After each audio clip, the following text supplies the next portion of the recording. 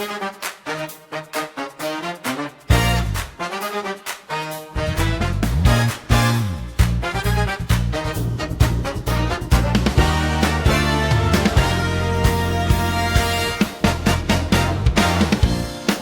tatlong bagay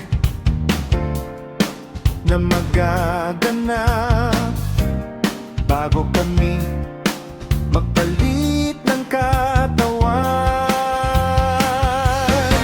Una, sigaw. Pangalawa, tinig. Pangatlo, pakaka ng Diyos na buhay.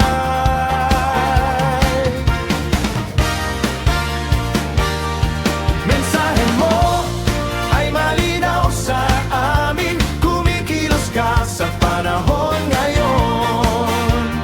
Kaya ngayon kami naghahanda sa prosesong ibinibigay mo. Gagaya ni Kristo na dumating dito sa katawan ng tao. Sumunod sa iyo. Una, sigaw. Pangalawa, tinig. Pangatlo, pagkakat ng Diyos na buhay.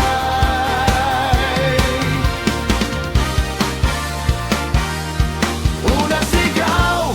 Pangalawa, tinig. Pangatlo, pagkakat kami babaguhin mo.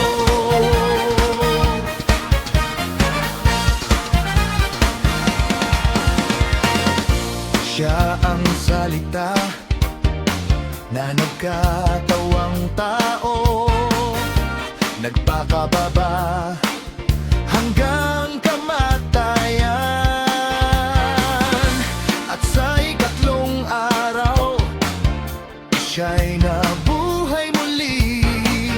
Pagkatapos nito, nagpalit ng katawan. Kaya ang aming pag-asa ay hindi naglalaho.